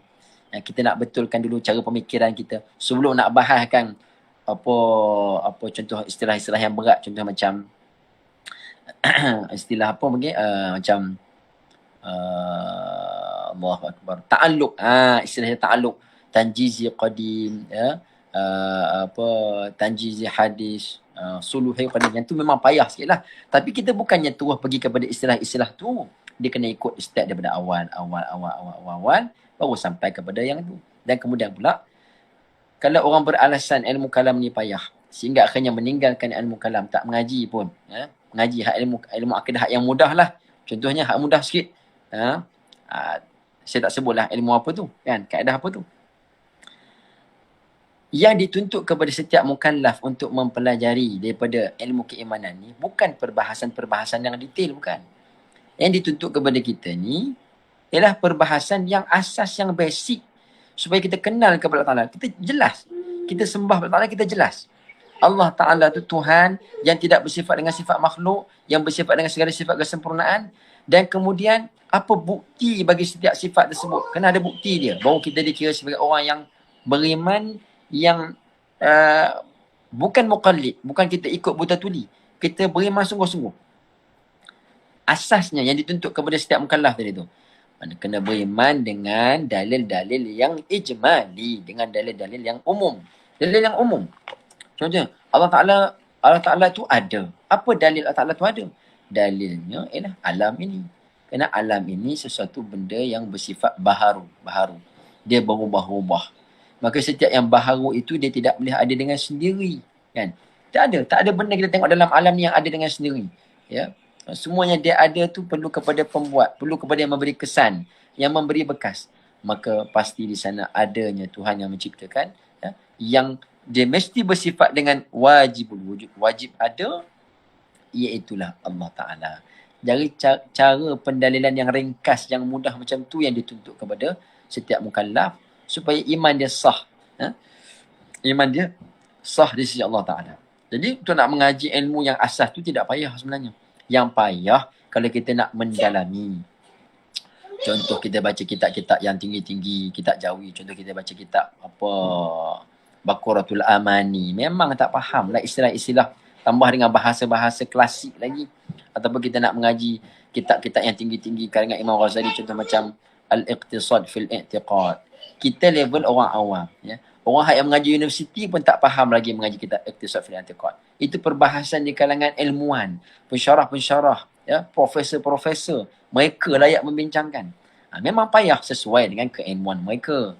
Tapi bagi kita yang awam ni, maka cukup memadai dengan mengaji sifat 20 perbahasan yang ringkas. Yang penting kita faham sifat tu, takrif sifat tu apa dia. Contoh, Allah Ta'ala wajib bersifat dengan qidam. Apa makna qidam? Ya? La awwala li wujudihi. Tidak ada awal pada adanya Allah Ta'ala. Dan kemudian, apakah bukti qidam? Ya? Selesai, cukup. Itu sahaja yang dituntut kepada kita. Jadi setengah-setengah golongan yang mengatakan perbahasan kalam ni, perbahasan falsafah dan sebagainya. Bahkan ada setengah-setengah yang memusuhi perbahasan ilmu kalam ni. Dia mengatakan apa? Perbahasan kalam ni bukan perbahasan ulama-ulama salaf. Ulama salaf tidak membincangkan ilmu kalam. Imam Syafi'i tak bincang ilmu kalam. Imam Abu Hanifah tak bincang ilmu kalam. Dia buat macam tu. Bahkan ada dibawakan satu ungkapan Imam Syafi'i yang mencela perbahasan kalam. Kan? Apa saya tak ingat ungkapan tu. Dia kata apa?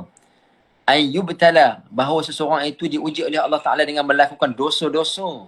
Semua dosa-dosa selain daripada syirik lebih baik daripada dia dibala dengan mengaji ilmu kalam. Dibalakan dengan kalam. Jadi dia gunakan kalimah Imam Syafi'i itu untuk mengatakan apa? Kamu pengikut Imam Syafi'i pun tak ikut apa yang guru kamu cakap. Tok guru kamu tak suruh ngaji ilmu kalam, kamu duk pergi ngaji ilmu kalam. Tengok. Ulama kita huraikan.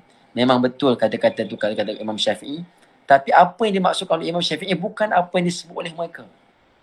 Imam Syafi'i merujuk kepada kalam yang tercela tadi tu ialah kalam apa? Kalam yang dibawa oleh golongan-golongan Mu'tazilah pada zaman dia. Kan? Orang Mu'tazilah ni, orang falsafah, ya, berfikir cara Mu'tazilah ni, ya, mereka juga menisbahkan mereka tu ilmu ahli kalam. Ya, kalam yang mereka bawa itulah yang dicela oleh Imam Syafi'i sehingga mengatakan kalau diuji dengan dosa-dosa yang besar selain daripada syirik pun lebih baik berbanding dengan diuji dengan kalam mereka itu. Kenapa? Kalam mereka itu, falsafah mereka itu membawa kepada kesesatan. Kesesatan. Antara yang nyata yang jelasnya mereka mengatakan kalam Allah itu adalah makhluk, kan? Fitnah yang dibawa sehingga Imam Ahmad bin Hanbal sanggup dipenjarakan mempertahankan kalamullahi qadimun, bukan makhluk. Kalam Allah tu qadim, bukan makhluk. Kalam itu perbahasan falsafah Mu'tazilah itulah yang dicela oleh Imam Syafi'i, bukan ilmu kalam yang kita mengaji ni. Dan kemudian ada juga golongan yang mengatakan, contohnya dia kata Imam Abu Hasan Al-Asy'ari ni mari kemudian pada Imam Syafi'i lagi. Kalaulah akidah Asy'ariyah ni yang paling betul, kenapa Imam Syafi'i tak ikut Asy'ariyah? Kenapa Imam empat tak ikut Asy'ariyah? Kan? Itu cara orang pening berfikir. Imam Abu Hasan Al-Asy'ari ni datang kemudian daripada Imam Syafi'i. Macam mana Imam Syafi'i nak ikut dia? Kan? Imam Abu Hasan Al-Asy'ari bukan dia mereka-reka akidah, bukan dia mereka-reka iman. Dia hanya menyusun ilmu akidah ini sebagai satu disiplin ilmu yang khusus. Ya, ada step-stepnya, ada istilah-istilahnya. Supaya mudah dipelajari dan selain daripada itu untuk menjadi benteng senjata bagi menghadapi ancaman pemikiran musuh-musuh Islam daripada kalangan orientalis ke ataupun musuh-musuh di kalangan ahzabul muslimin, kumpulan-kumpulan umat Islam yang menyeleweng macam Mu'tazilah. Dia mengaku dia Islam tapi fahaman dia menyeleweng. Macam Qadariyah, dia mengaku dia Islam tapi fahamannya menyeleweng.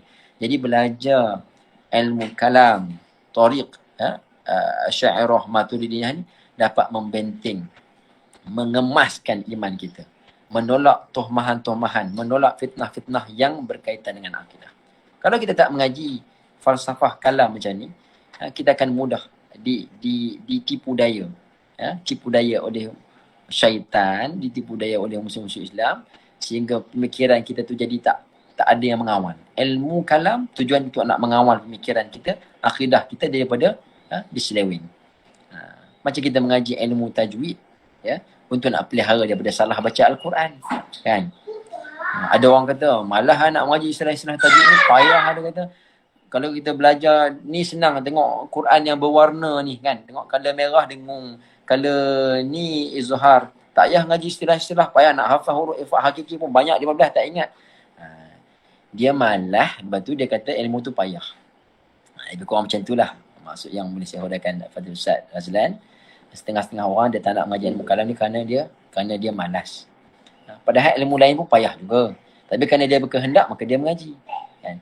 Jadi kita nak kenal kepada Allah ni, kan? Benda paling penting sekali. Jadi kita perlu korbankan sedikit masa kita. Korban. Dia kena duduk mengaji dengan fokus, dengan berteleku, talaqi. InsyaAllah faham. Allah Ta'ala akan buka kefahaman. Bukan benda yang payah sangat. Yang payah tu kalau perbahasan yang lebih dalam, yang dalam-dalam. Perbahasan yang asas macam kita mengaji ni, tidak payah. Tapi itulah mana mutakhir ini ramai orang yang tak minat mengaji ilmu kalam ni. Akhirnya mudah ditipu dengan fahaman-fahaman liberal lepas semua masuk pun. Dia tak ada alat nak membenteng dia punya, nak protect dia punya akidah dia. Sebab tu, kalau tidak ulama-ulama kita, jumhur ulama takkan mereka ni sepakat di atas pegangan, bahawa ahli sunnah wal jamaah ini akidahnya ialah akidah Asy'ariyah Maturidiyah. Takkan ulama-ulama seumpama Syekhul Akbar mereka tak tahu perkara ni. Jadi ungkapan-ungkapan yang mengatakan mengaji ilmu kalam ni payah, eksklusif semua ni ungkapan orang-orang yang tak minat dan mereka tak faham pengajian akidah sifat 20 ni. Wallahu a'lam. Kalau ada soalan yang lain, kalau nak tanya soalan, nak tanya direct pun boleh, ya. Ada maklum pada Ustaz Fazli tadi, kita buka pada soalan, apa saja soalan boleh tanya, cuma jawapan tu belum tentu lagi. Tanya boleh insyaAllah. Jawapan tu kalau kita upaya untuk jawab, kita jawab. Kalau tak, kita rujuk kepada mereka yang lebih berkelayakan, insyaAllah.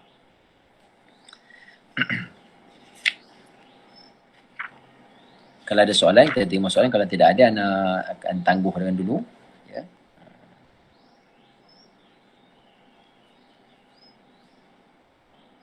Ada ke Ustaz?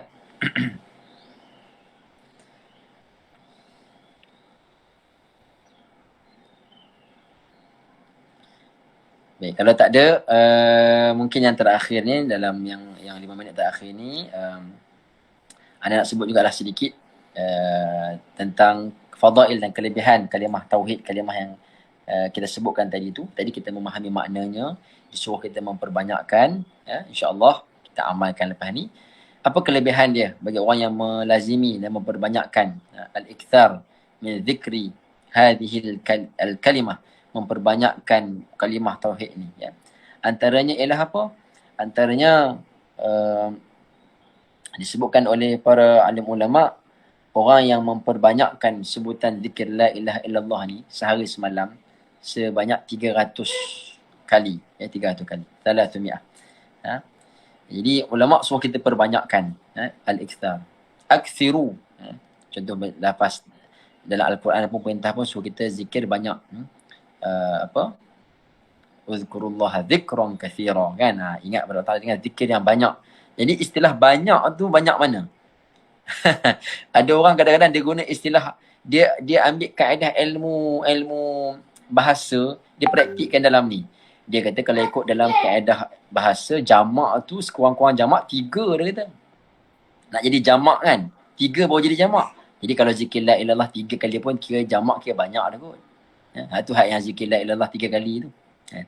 Jadi ilmu apa lagi, pengamalan ni, dia kena tengok istilah ulama mengatakan zikir banyak ni berapa bilangan yang boleh sampai kepada banyak.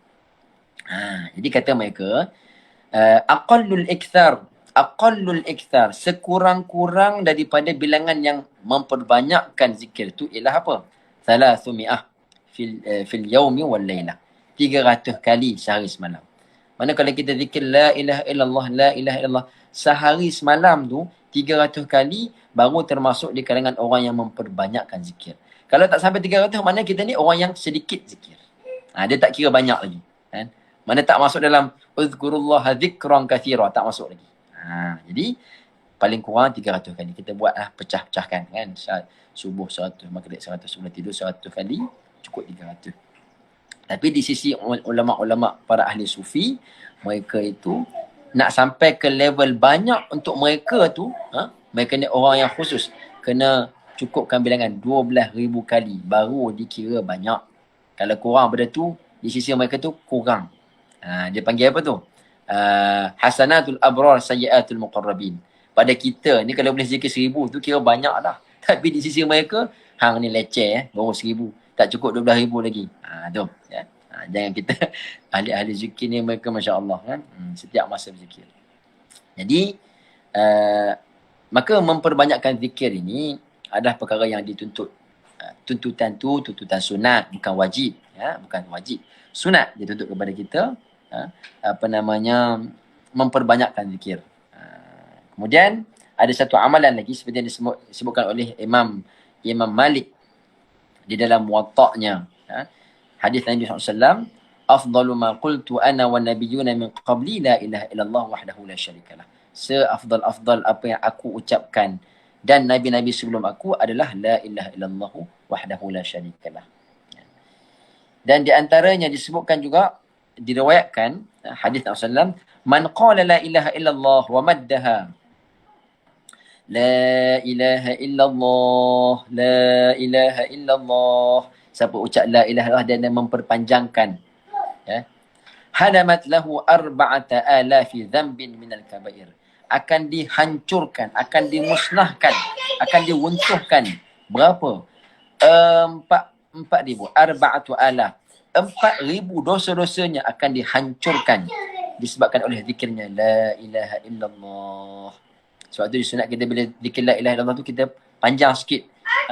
La ilaha illallah, la ilaha illallah. Ada ulama kita panjang tu memperbanyakkan. Bukan kita zikir laju. La ilaha illallah, la ilaha illallah. Laju sangat tu dia tidak, kurang memberi kesan. Dan kemudian diriwayatkan juga bahawa idza qala al-'abdu la ilaha illallah atat ala sahifatihi fala tamurru ala khati'atin illa mahatha hatta tajida hasanatan mithlaha fatajlisu ila janbiha. Ini riwayat mengatakan apabila seorang hamba itu mengucap la ilaha illallah, akan datanglah la ilaha illallah tu atas buku catatan amalannya. Dia akan datang dan akan melalui di atas buku catatan amalannya. Kalau dia berjumpa dalam buku catatan tu dosa-dosa, dia akan menghapuskan, memadamkan dosa tersebut dan akan digantikan dengan kebaikan sehinggalah dia sampai di sisi pembuatnya. Tadi. Dan yang terakhir, satu amalan yang disebutkan sebagai disebut sebagai atiqatil kubra. Atiqah. Kita doa Allahumma a'tiq riqabana minan nar, ya Allah lepaskanlah belenggu kami daripada api neraka. Atiqatin kubra, suatu amalan yang melepaskan kita daripada api neraka ialah seperti mana disebutkan daripada ulama, mengucapkan zikir la ilaha illallah ini sebanyak 70,000 kali. Zikir la ilaha illallah 70,000 kali, dan kita niatkan, ya Allah, dengan zikir ini jadikanlah ia pembebasan kepada aku daripada api neraka. Kita buat 70,000 kali, dia akan jadi pembebas pada api neraka. Bahkan ulama kata ia juga boleh diamalkan dengan niat untuk orang lain. Contoh kata ayah kita dah meninggal dah, kita tak sempat nak khidmat pada dia dulu masa kita muda-muda dulu sibuk belajar. Lepas habis belajar tak sempat nak khidmat, ayah dah meninggal dah. Macam mana nak balas budi ayah? Kita zikir la ilaha illallah, la ilaha illallah 70,000 kali. Selesai 70,000 kali kita niatkan, ya Allah jadikanlah zikir aku ini sebagai pembebasan bagi ayahku, sebutkan nama dia, daripada api neraka. Jadi 70,000 untuk satu individu kita boleh buat. Ulama mensyaratkan amalan tersebut diamalkan, tak kisah nak buat sehari ke 10 hari ke nak buat sebulan ke, yang penting cukup bilangan 70,000 kali. Dan kemudian zikir tersebut hendaklah dilakukan oleh seorang. Mana kita buat seorang. Bukan kita bagi-bagi zikir macam orang bagi-bagi juzuk Quran tu. Kan? Duduk 30 orang, okey, seorang 5,000 kita kata. Sekali habis kita bakat-bakat niat. Dia tak jadi. Dia kena seorang buat. Dia bukan mesti syarat sehari. Nak buat sebulan pun tak apa. Nak buat sehari 100 pun tak apa. Cukup 70,000 kali, kita niatkan. Itu antara amalan yang diajarkan oleh para alim ulama kita. Mudah-mudahan kita dapat amalkan insya-Allah. Dan kita menjadi seperti mana yang disebutkan oleh Imam Sanusi di hujung matanya tadi. Akhir kalam kita boleh menuturkan la ilaha illallah beserta dengan kita memahami makna-maknanya insya-Allah. Wallahu subhanahu wa ta'ala alam. Cukup sekadar itu dulu. Jadi saya mohon ampun dan maaf sekiranya ada salah-salah sepanjang menyampaikan daurah kitab Matan Mubarakhin ini. Kitab yang besar disampaikan oleh orang yang kerdil macam saya ni, kecil kan. Jadi mudah-mudahan ada manfaat untuk saya dan juga untuk semua. Terima kasih pihak Pusat Islam Darul Quran, pada Ustaz Fazli dan juga pihak Darul Quran yang memberikan peluang kepada kita untuk membacakan kitab ni, dan mudah-mudahan akan ada lagi kesinambungan. Ada kitab-kitab yang lain kita pun nak mengaji, nak menadah lagi insya-Allah. Jadi saya serahkan dulu kepada Ustaz. Allah Subhanahu wa taala alam. Wallahu waliyut taufiq. Assalamualaikum warahmatullahi wabarakatuh. Jazakumullah khairan katsiran.